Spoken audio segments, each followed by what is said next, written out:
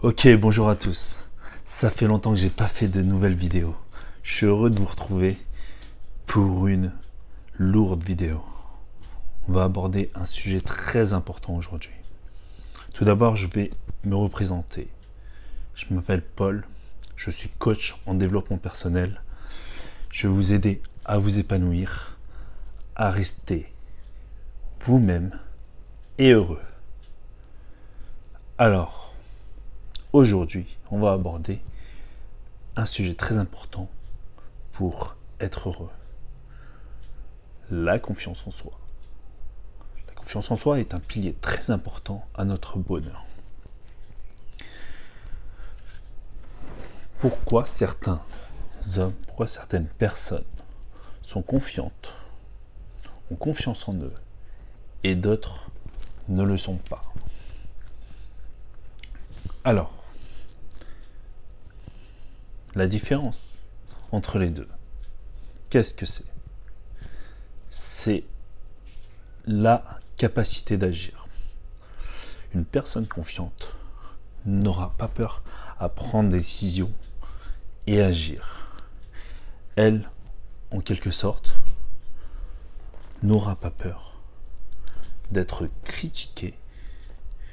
Elle saura ce qu'elle veut et fera les actions nécessaires pour obtenir ce qu'elle veut.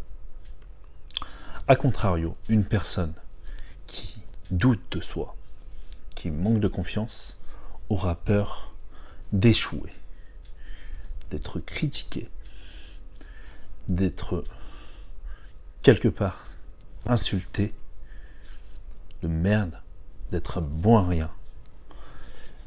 Ils assimilent l'échec à quelque chose de mal. Il est normal d'échouer. Il est normal de se planter. L'image très forte que j'ai, pour qu'un arbre pousse, fleurisse, il faut planter la graine. Si tu ne te plantes pas, tu n'arriveras à rien. Tu ne peux pas tout réussir du premier coup. Personne ne le peut. Même Messi, il est obligé de tirer 30 millions de fois dans le but pour avoir la capacité de bien cadrer ses tirs à force. Donc, il est normal de rater. Mais une personne qui a confiance, c'est celui qui a essayé, qui a eu le courage d'aller de l'avant, d'aller vers ses rêves, d'aller vers ce qui l'anime. Par exemple,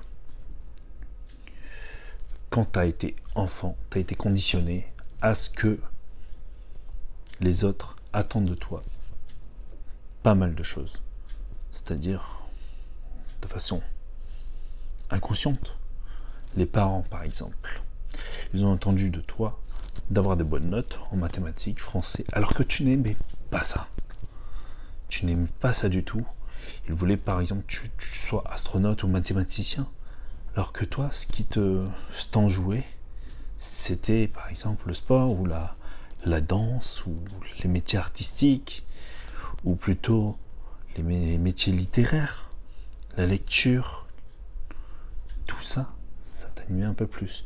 Mais si tu n'arrivais pas à faire ce que tu aimes, c'était pour répondre aux attentes de tes parents, pour être apprécié, pour avoir leur validation.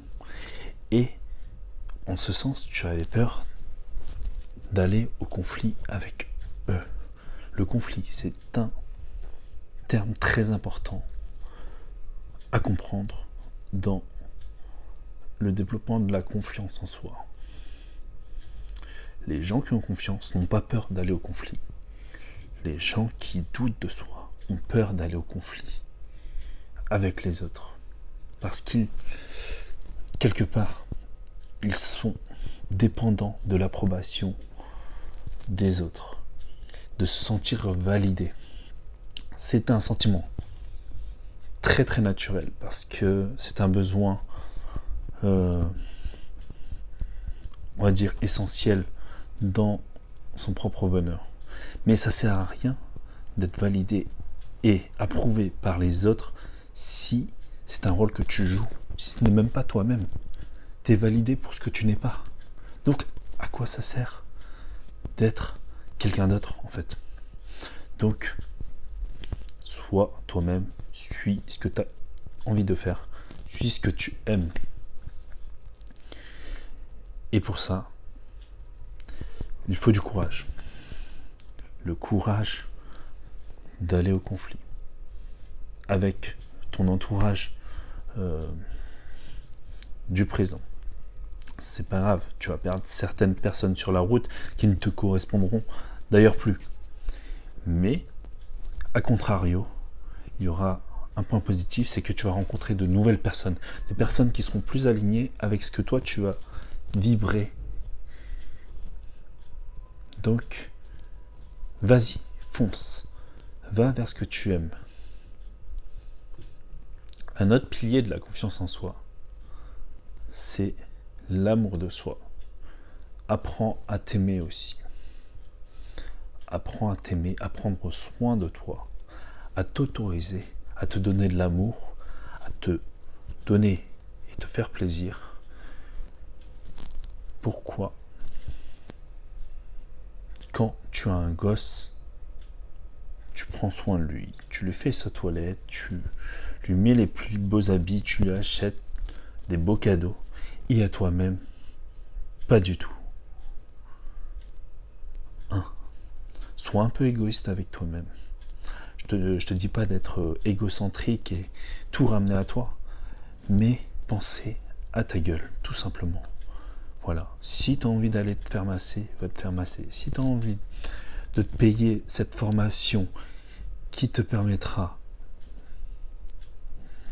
de nourrir tes capacités, vas-y. Tes cours de danse que tu penses depuis un moment, vas-y. Fais ces cours de danse et profite. Donc, plus tu nourriras le fait de prendre soin de toi, plus ça deviendra une habitude. Et ton cerveau, il va enregistrer ça. Il va se dire, mais putain, en fait, quand tu prends soin de toi, t'es quelqu'un de meilleur. Et quand t'es meilleur, automatiquement, tu t'aimes un peu plus. Jusqu'à ce que tu t'aimes pleinement. C'est très important de s'aimer. C'est même la base même de la confiance en soi. Tu dois apprendre à t'aimer d'abord, à t'aimer, te nourrir, t'améliorer, être performant. Et plus tu avances, plus tu auras confiance en toi. Ton niveau de confiance, il va grandir de plus en plus. La confiance en soi, ça se travaille par l'entretien de ton corps physique, ton style vestimentaire, ta présentation. Voilà, tu peux prendre soin de ton corps, aller à la salle de sport, faire des sports que tu aimes, soigner ta coupe de cheveux, tailler ta barbe, si t'en as une, plein de choses comme ça. Les filles, les femmes le font très bien. Elles prennent soin d'eux. Elles vont beaucoup au shopping, soigner leur style vestimentaire, se mettre en valeur. Et de cette manière-là, elles s'aiment un peu plus. Deuxièmement, il y a l'aspect psychologique. Tu dois nourrir tes pensées de façon à ce qu'elles soient positives, qu'elles soient constructives, fertiles, qu'elles t'amènent, vers une version meilleure de toi. Pourquoi? C'est du bon sens.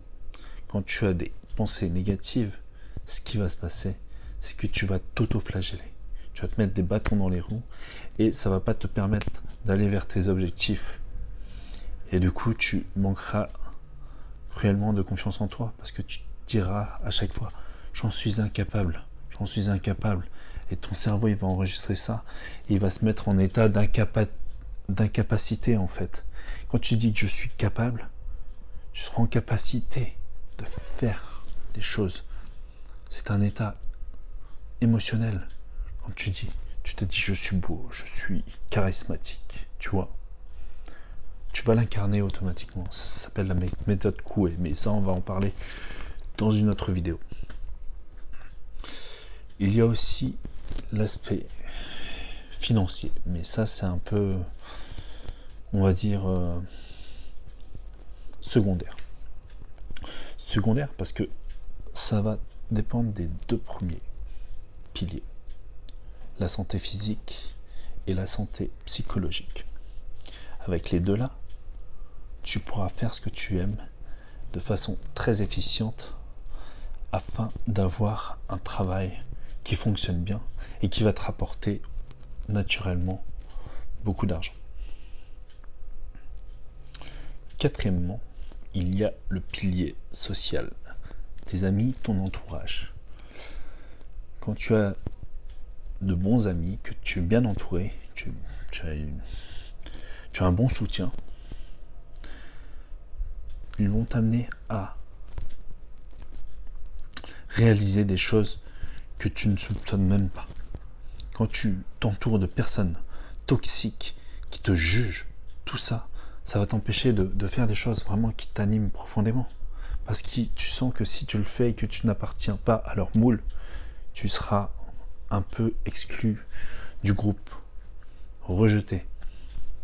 Et cette peur du rejet va t'empêcher de faire vraiment ce que tu aimes et ce sera un cercle vicieux et tu seras amené à rester dans ta zone de confort et à ne pas évoluer.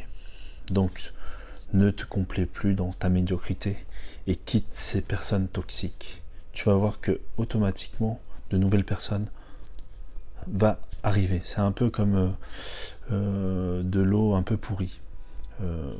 Ta tasse, elle est remplie d'eau pourrie. Si tu veux mettre de l'eau propre, il faudra vider cette tasse, tout simplement. La laver peut-être, et ensuite rajouter de l'eau qui te conviendra mieux. Voilà.